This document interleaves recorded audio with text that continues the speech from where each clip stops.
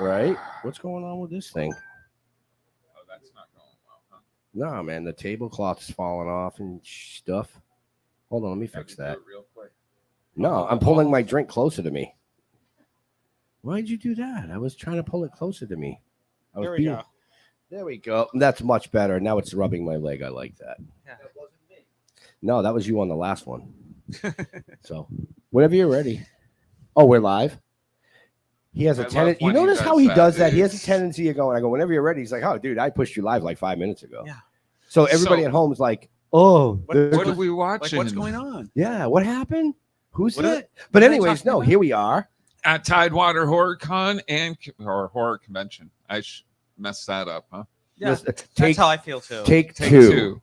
Welcome to Tidewater Horror Con here in Virginia Virginia Beach. Beach. I almost forgot where we were in Virginia.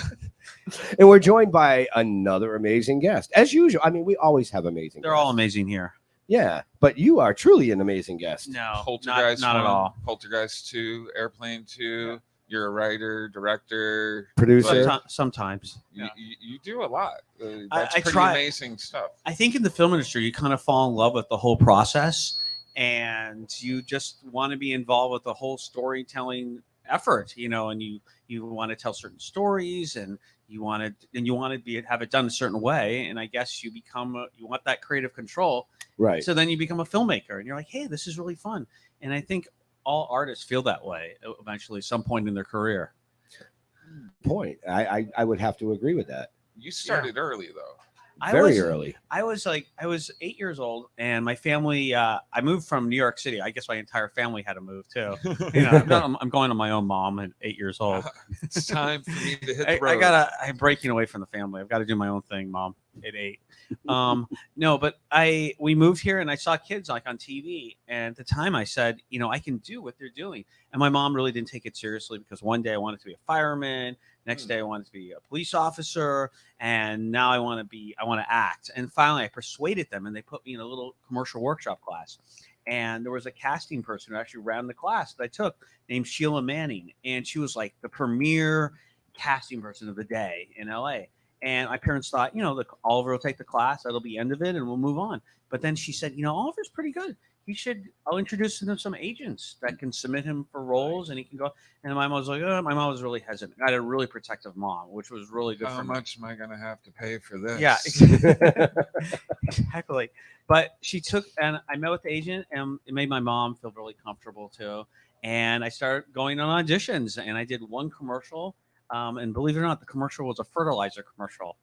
So literally selling shit, But my dad in the commercial, I started off selling shit. yeah, doesn't everyone start? Yeah, it's a good beginning. You have to start somewhere. Was it good shit? Yeah, as far as I know.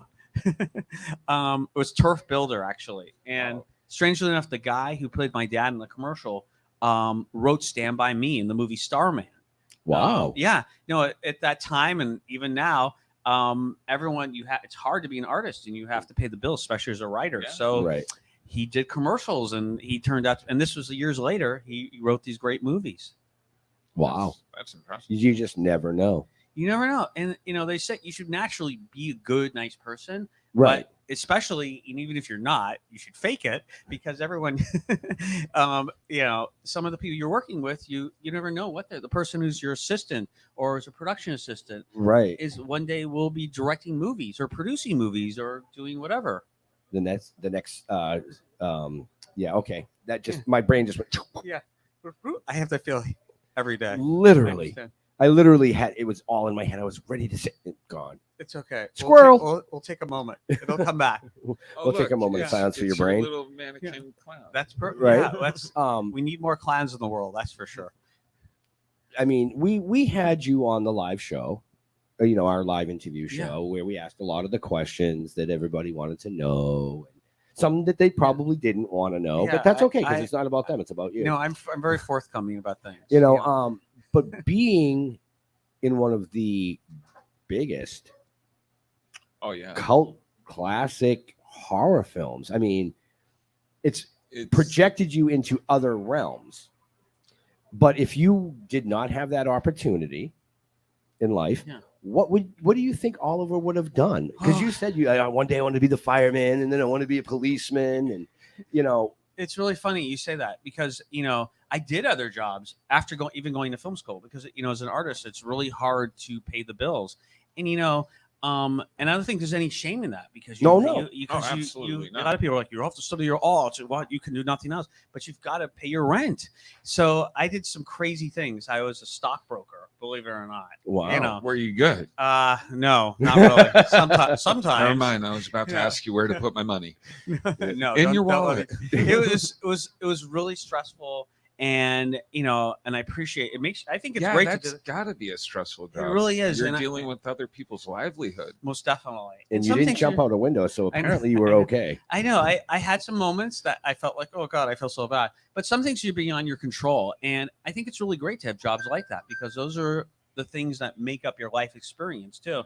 And It made me appreciate, all the world of securities and stockbrokers and everything that's involved with that. And it's a tough world, And it didn't work for me because the stress was so intense, and it didn't really tap into my what I wanted to do creatively as a filmmaker. Right. And I'm glad I did it, because you really need life experiences to make movies and come up with ideas, because you just can't. Otherwise, you're just pretty much rehashing other ideas you've already seen. Very, very well spoken. Absolutely. I mean, I feel the same way. I feel everybody has a creative side, and tapping into it sometimes could be a little harder for some people, but once they do, it's the doors open and it just floods. Yeah. And you want to share. No creative side here. No, that's not true. It's inside you. You have to feel it. You should hear me play the radio. I'm so good at it. No, well, that's a talent. I'm gonna be honest right now though. But one of your creative sides, I know we're getting off subject here, is your research on guests. Like, you literally find things that nobody else finds. And Jeff's very good at his research, and Leo's amazing at his research. But you surpass that, so that's a passion. It's fun sleeping in your closet every now and again. Yeah. You have to wake up. Every find out little details about. I try. Sometimes it's more difficult. Sometimes people aren't as forthcoming in their interviews and stuff. So, because that's what I do. I hash through old interviews and stuff like that to find out what you enjoy talking about. I think you should pick everything they don't enjoy talking about. Really. I've done that a few times on accident. It doesn't turn out well. Everyone should talk about everything, just get it out there. Use these interviews as therapy. That's my feeling. How were you originally tapped for Poltergeist? I was doing commercials at the time, and believe it or not, there was an open call. An open call is where anyone can try out. Like, they put a casting notice out, and if you feel it, you feel the need for speed, to go out there and audition, you can do it. And I guess they had been looking for the character of Robbie for Poltergeist for a long time. And they're coming down to the wire, and they had to start shooting. And now they're in California, and there are like hundreds of people outside, like MGM. And I went on, and I almost didn't go. My mom said, "It's an open call. Do you really want to go?" And it says, "It might be hours waiting." I'm like, we have nothing else to do, like a Saturday afternoon. Right. So I went out there with my mom, and I waited, and it was my turn. And then they asked me. They didn't really tell you anything about the story, because that story was pretty much. I was going to ask, did you have to read lines from? No, all Steven's movies are pretty top secret. And because the people in the film industry are not so kind, and sometimes they steal ideas. Really? Yeah, sometimes. No. Sometimes. So they asked me. They said, they're trying to look for the character, someone who was like really the person. So they said, Oliver, what are you afraid of? And I said, I'm afraid of trees. I'm afraid of clown dolls, and these are all the kind of things that Robbie was indeed afraid of. And then I really hadn't really acted before, and they gave me the sides, the lines, and believe it or not, I was struggling to read at that time. I had a reading disability, and my mom said, "I'm not going to help you read the lines. You're going to have to read it on your own." Yeah. So if you want this, you're going to do it. So I taught myself how to read pretty rapidly. It was funny. It was just like, I guess it was just block. I needed the right motivating force. Well, yeah, it was tough love. That's the perfect motivation, I guess. I like doing this. Please. It was really weird. So I read the lines and I went in for the audition and everything was great. And then I couldn't scream. I tried to scream and nothing would come out. And believe it or not, there's people in LA that specialize in teaching you how to scream for movies. They have. Well, that they does actually, not surprise me. you It's know, LA. They actually had it in LA. So I went to this person who said, this is how you do it. This is how you emote. This is what you want to feel. And it was a great little mini acting class I took. So then I went back in. I screamed for Toby Hooper, the director, and Steven. And they're like, you got it, after that. So that was just. That's got to be a weird thing. Hey, I'm here to scream for you. Yeah, I know. Ah! Well, Toby was like, he said to me, he took me aside and he treated me like a young little adult. He says, Oliver, the secret to horror movies is the scream. You really have to be able to do that, and they really liked me, I guess, for the role, but I needed to, that element was kind of missing from the formula for them for that role. Right. So that was the rest is history, I guess. And a good history. Yeah. A good history. A fun one. Yeah. Right. So like Jeremy said, Poltergeist 2, Airplane 2. But then you kind of move to the other side of the dark business. Side. Into production The dark and side. writing. So tell us a little bit about that transition. Like, was it an easy transition for you, or was it like, oh crap, I got to go back to school and do this again? Yeah, well, you really should start. I mean, I started really from the beginning because even though as an actor you exposed to everything, Right. You really need to understand every element of filmmaking to really be a filmmaker. I mean, every crew position you really truly have to understand, every from the dolly grip to the guy lighting, to the director. Yeah. So I went to film school and I got a letter from recommendation from Steven Spielberg to go to USC. Oh, so you were in? No problem. No, that's the punchline. That I thought I was in like Flint. I mean, there's no way. Steven's writing me a letter, right. And they have to take me now. So they actually rejected me at USC. And I said, and I called them up, and I was a really indignant little punk. And I said, how dare you not let me in so many words. And I didn't quite tell that to the mission committee. And and they said to me, Oliver, they said in so many words, we will not be told what to do, even by Mr. Spielberg. And I was kind of in shock. Son of a. So then I didn't take no for an answer. And one thing I learned at USC, if you go to USC, you can never take no for an answer. So I met with the dean of the film school, and he was a gentleman named Frank Danielle, and he was so great. And he saw my movie. I won the student film festival. And he actually overrode the mission committee for me too. Wow! But this is the trick at USC, or what happened? They put me on it was like Animal House. They put me on special status, with super special secret status. No, all that was I had to maintain a 3.0 average. At right. USC. 0.0. So for the first 2 years, I had to maintain that because the way that USC is designed for undergrad, you do all your general education first, and then you get to make your movies for the second 2 years. Wow. But if I didn't maintain a 3.0 for that first 2, I never would have made movies in the film school. Oh, right. So, anyways, that's and so, anyways, to get back to your original question, I learned everything I tried to learn. I met great people, and that's really, honestly, I think one of the best things about going to film school. You can learn everything outside of cinema school, right? But you get to meet all your friends who you're going to probably work with for your entire life there too. And you get to know what they're like under the most craziest filmmaking conditions, because you don't know what someone's like when you've been up 20 hours and you have some crazy storm and all the things you can never predict. You just the guerrilla filming aspect of things where they okay, it's pouring out, it's go. So and you're just like, what do I do? And you want to have your friends around to comfort you and get through it, and you're problem solving everything too. Right. So and so I went there, and then I just started making little movies after. I made a little movie called Dumped. It had the little girl from National Lampoon's Vacation. Okay. And she grew up in it, obviously, and another actor from this TV show from the 90s. And we did it, and it was great. And I was so excited because it was in all the Hollywood video stores. Oh, nice. Yeah, and that was at that time. I know it seems like ancient history, actually. Video stores? Video stores. What are those? He's like, what, Mommy, what's a video store? Well, it's when we didn't have these, and you couldn't just go click. Let's watch that. They ran out too. You had to the box might have been gone, and you had to wait for it to come back to see that movie. Yeah. So then they didn't rewind it. No, and they're like, you got charged for that too. Yeah, you actually got charged for rewinding the movies. Yeah. So you didn't crazy. rewind the movie. That's $1. Yeah, it was so crazy.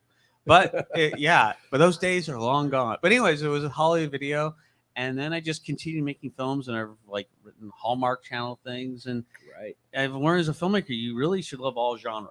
I love horror, but I love family. And if you understand all genres of film, you can kind of infuse those things into all genres. Like horror, like Poltergeist, in many ways, is truly it's still a family. family film. Yeah, it truly is. I mean, I've watched it with my kids. Like, Oh, I thought you meant it was a family film Yeah. because it was based on a family. no, well, there actually, believe it or not, there was an area in It's California where that Poltergeist thing kind of happened. it's like the way to introduce your kids into horror. I have kids that are like very deep into horror now, and they love all that stuff. So one of the movies I had to sit down with for them first was Poltergeist. Yeah. And for me, I'm sitting there. This was a scary movie. And they're laughing. Yeah, They're like, yeah. that's great. Did you see he's afraid of the doll? Yeah. Yeah. But it kind of, really, I mean, because you get to know that family, you love them so much. Right. And it's great. And they don't really do this in films. It's a very, as they say, it's a very slow burn. And you get to know them, and because you care about them, you don't have any jump scares in the first 5 minutes of the film, Right. or anything graphic. You get to know the family, and then the things slowly but surely begin happening. But because you love the family and understand them, you feel for everyone. Right. Yeah. So being on both sides Yeah. as the actor, and then, writing and producing, learning the set building, the lighting aspect of that. What's one of your favorite parts of it all? Like if you sat back and said, I really liked lighting that scene. That was like so cool. Or that camera angle. I mean, we know that that's production. Yeah. Being the producer is all of it. Yeah. But if you had to choose one aspect. I think what moment I love the most is when you finish the film and you're showing it to an audience and you get the reaction that you actually were hoping for, because it's so hard to know what an audience is actually going to feel. Because even on the set of Poltergeist, Toby Hooper was such a master of understanding anticipating what an audience is going to feel. And I asked Toby, because I was able to ad-lib a lot of lines on Poltergeist. I said, Toby, can I say this line? And he's like, no, you don't want to say that line because that's what the audience is thinking right now. So you always have to understand that and try to anticipate that. And I'm still learning. It's so difficult. Things I thought that would get a laugh or get a jump scare. And you're with your friends and you make these movies, you show them to audiences, and it doesn't have that impact at all. Right. They're all sitting there, instead of the jump scare, they laugh. Yeah, they laugh, or they're not scared. The chuckle becomes a cricket. Yeah, and you want to make it work. So and when everything kind of comes together, and like, oh my god, that really worked for the audience. That's such an amazing feeling, Okay. So as a young actor, was there a lot of protections in place for you, or was it your family's just like, nah, go ahead, go Yeah, they told me I can do anything I wanted. I was party it out. I brought guns to the set. My family, no, I'm kidding. No. My family was really protective, and and I had great people on the shoots. My teacher on the sets were always very protective, and they asked me, so you actually had to do school and everything. Yeah, you have three. The way it works is that you don't even get out of school. No, it's actually really hard because you have 3 hours of school on the set, and you can shoot for 3 hours, and you have an hour for lunch. So the directors have to figure out how they can do it. And the trick for a filmmaker, or I wouldn't say a trick, but something you have to manage your time, is that the film actors you have to have 20 minutes of school. So they just can't pull you out of school on a set and then have you go back to the set and start acting. You have to have a 20-minute increment. So you have to be in school for 20 minutes at that time. And it's hard because you might be taking an algebra test, and all of a sudden you're in the middle. Imagine taking an algebra test or something, and then you have to go back to set and you're screaming at the top of your lungs. And then you're back to taking your algebra test 20 minutes later. Depends how algebra test is going. Yeah, then you let out your screaming. emotion. You let out your emotions when that's all happening. You're like, yeah. So being a child actor, I think, is really tough because you're managing your schoolwork and your homework. Well, I would think it's even more difficult than an adult actor, as you're saying. Like, you have to go to school, you have to deal with all that. I think in some ways, the only thing as an adult actor, you're exposed to a lot of things that you might not be exposed to as a child. Plus, the hours are much longer as a grown-up actor. Right. Now, as the child actor, like he said, you're going to school 20 minutes. Now you're going to you're screaming. Yeah, you didn't really have time to be a kid. Actually, you do on the movie set. You really do. Because I had a bicycle and I used to play, and you could run around, and I used to race Mr. Spielberg on his bicycle to the commissary. on the studio that's lot. cool. So we could be kids. And I used to drive around the studio and go on the open old soundstage doors and drive around the old sets that were there.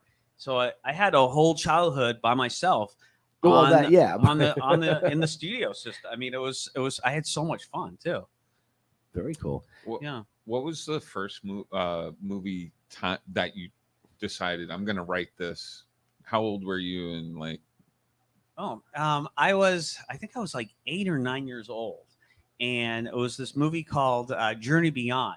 Oh. It was, yeah. Remember, this is an 8-year-old filmmaker, and the concept was, this is my pitch: these astronauts from present day go to this planet, and they discover these materials that are so futuristic alien craft. They peel back the lettering, the writing, the dust, and it's revealed to be from the future. It's as NASA, but this craft is from our future. Planet of the Apes. Kind of Planet of the Apes, but remember, this is an 8-year-old. This is my big high concept idea. So I shot claymation, and I did the little sets with the little thing. I was really into claymation, so I made little. That's some timely work, especially for an 8-year-old. Like, wow. I was an only child, so I didn't have any brothers or sisters, and my parents had a lot of free time. My so toys were my friends. They were all my buddies. I played with all of them. A lot of imaginary friends. I had, yeah. He's like, no, yeah, but that was later in life. Kind of. Yeah, that was last week. I have my imaginary friends I like to hang out with. No. So, do we have any questions out here? Because everybody looks like they're having a good time. You got a question? Oh, go ahead. Oh, coming up. Come here. We like to do something different here. Yeah, come on down. This is The Price is Right. Or wrong. Hello. Hello there. My name is Liz, and my question is, what is your favorite movie that you played in? That I've actually been in? Yes. I think Poltergeist, definitely. Yeah, it was the best experience, and it turned out to be just a great movie. And it's been around for over 40 years now, and people are still watching it, which is so amazing. Mm-hmm. So I think it just has so many elements that are really timeless, and even if the effects get dated over time, it's the element of that whole, like I was talking about before, that whole element of the family and those interrelationships, that's never going to grow old. So in 50 years from now, when you watch the movie, you'll make fun of the fact, oh my God, look at that. They have holographic entertainment in the future, but those performances are so real, and they'll make you feel no matter what. Thank you. I loved Airplane too. Oh yeah, Airplane was so much fun to do. Thank you. Yeah, my pleasure. Anybody else? They're like, no, they're pulling them up on stage. Would you say Poltergeist? Oh, I'm sorry. That's okay. You don't have to be sorry. She's probably already asked this question 20 times because she gets to sit with them. Sorry. So here's one that I haven't asked you yet. Because you were afraid of the tree and the clown back in the day. What is your biggest fear now? I know, it's funny. It's funny you mention that. I thought I was, I thought I was over ghosts and all that kind of stuff since I'm grown up now in theory. But it's funny. I went on this private tour of this place called the Waverly Sanitarium. I don't even if anyone's heard of that. And I didn't buy, and they didn't tell it. And so I went on the tour with the actor who played Art the Clown, David from Terrifier, and we got this private tour. So they brought us out to the middle of Kentucky, where it's in the middle of like nowhere. I got lost going out there. We get out there and they don't tell us anything. It's okay, get ready for the tour. And I'm expecting it to be kind of a joke, like, okay, I'm seeing the sanitarium at night, whatever. And I see things there which I really can't explain. No one could explain. I saw these I saw these black shadow things darting under doorways. I know it sounds totally insane. Anyways, I said so I didn't even want to mention it because you sound crazy saying I see these shadows moving by themselves into the doorways, and I asked them what they were, and they said don't worry about that. That's just the shadow people. I'm like, the shadow people? Yeah, they're here. They go underneath, and all of us, like 10 of us, I guess, were like, we saw these little orbs going around. And then I said, what are those? Oh, yeah, those are the orbs. So what made it so interesting, it was so matter of fact for them. Like this is something that was just common and, it was just part of life. And you have these weird ghost creature things. And then they had different explanations, which I thought was so interesting. They said, like, maybe interdimensional, too. So I don't know. I guess NASA actually did go out there because they have so many weird paranormal kind of things. And then I guess David, he had someone whispering in his ear, and he was like, that kind of freaked him out too. So yeah, it kind of was really spooky. So that was the real life scariest thing I've experienced, and whether it was real or fake, it was pretty spooky. I have to tell you. Thank you. True or false? Spielberg gave you a Super 8. Yes, he did. I brought in That's these. pretty cool. He was amazing. I made these little movies, and I brought him in and had him take a look at them. Oh, you actually watched? Yeah, you watch it, and they're like 2 minutes long. Oh, little okay. claymation things. He says, okay, and he surprised me Still one day. amazed by the I know claymation. it was pretty great.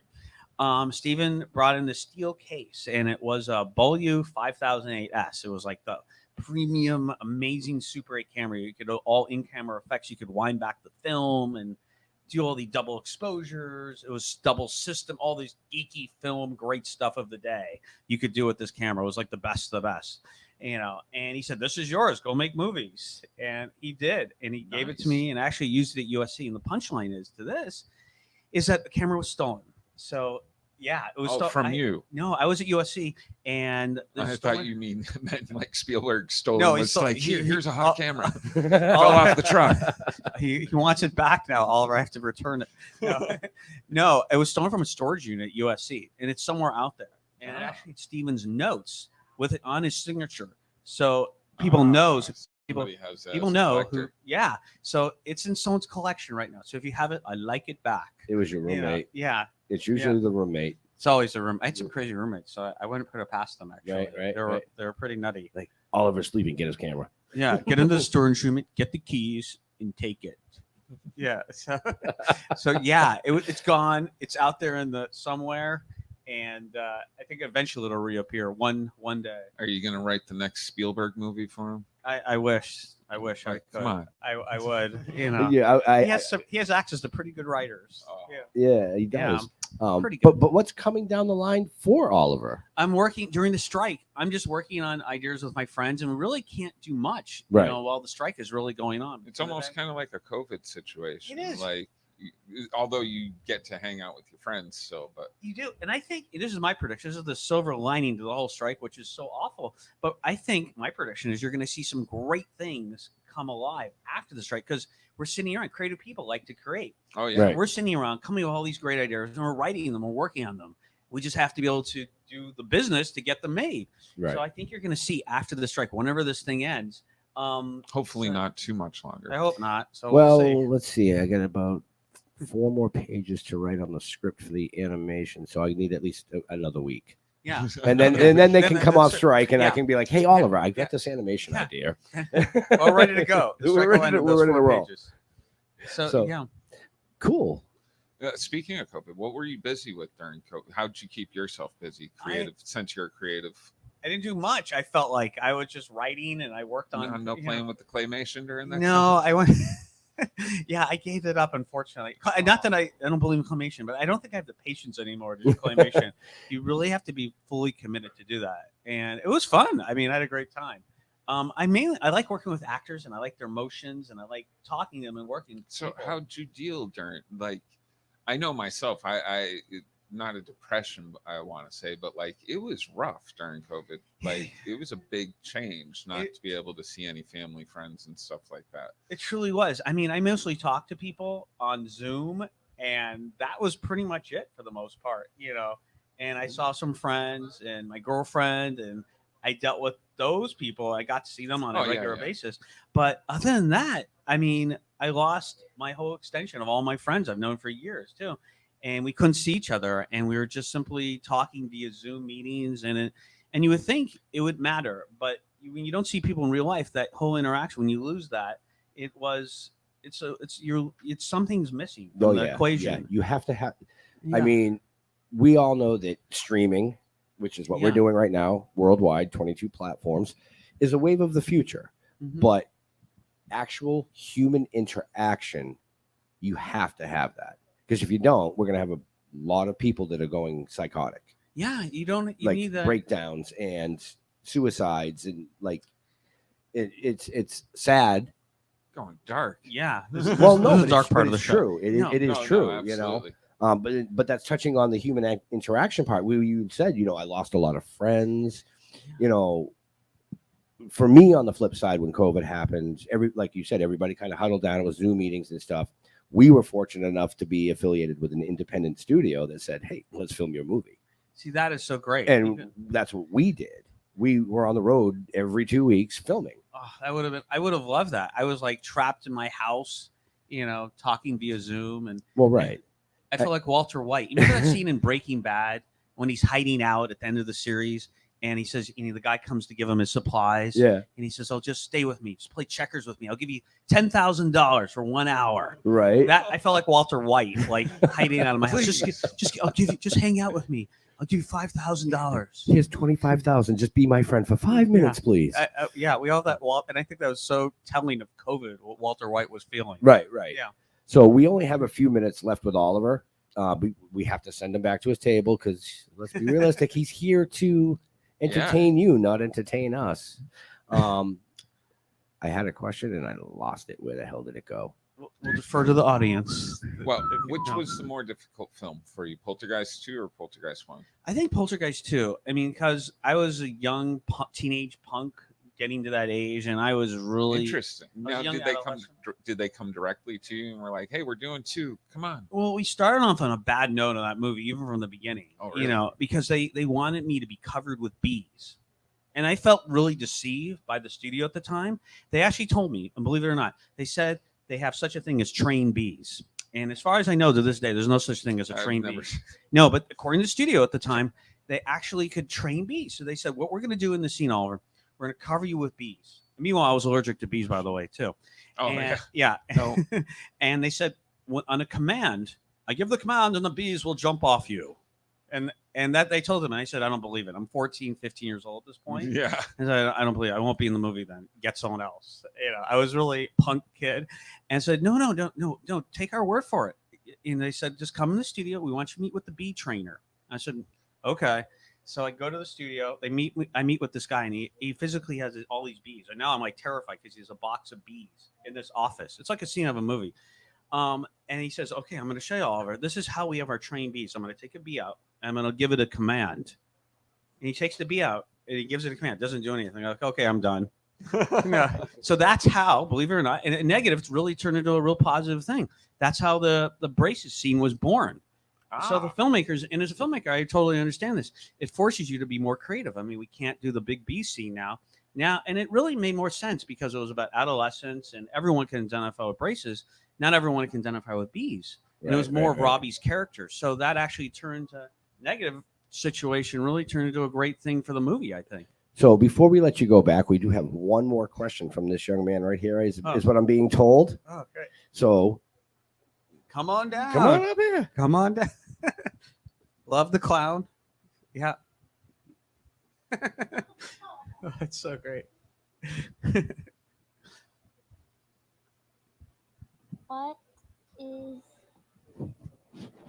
What is your most successful movie? As an actor, I would definitely say it was Poltergeist. Because like I'm here because of Poltergeist. So I've definitely equate that to being the most successful too. Did you see Poltergeist? No. You have homework now. Now you have to see it. You'll love it. You're old enough. If your mom said it's okay. Yes. Yeah. He's like, I saw your chin, dude. You're out. I'm in. I'm cuter than you. Did you choose your costume for today, or did mom dress you up? Maybe. Oh, nice. Excellent choice. It's fantastic. Yes, it is. Are you going to enter the costume contest tomorrow? What is that? Here. Are you guys coming tomorrow? Maybe. So there's a costume contest, adult and child. He's got to enter it. So, hey, nobody asked you. But every time we interview Robbie, something freaky happens. Something happens. But on that note, we do have to let Robbie get back to his table. So let's give it up for him. Yeah. Oh, thank you. Thanks, guys, for having me too. I really appreciate it. And if you have any other questions for him, please, he's right out here in the hallway. Head over to his table, take a look at his merchandise.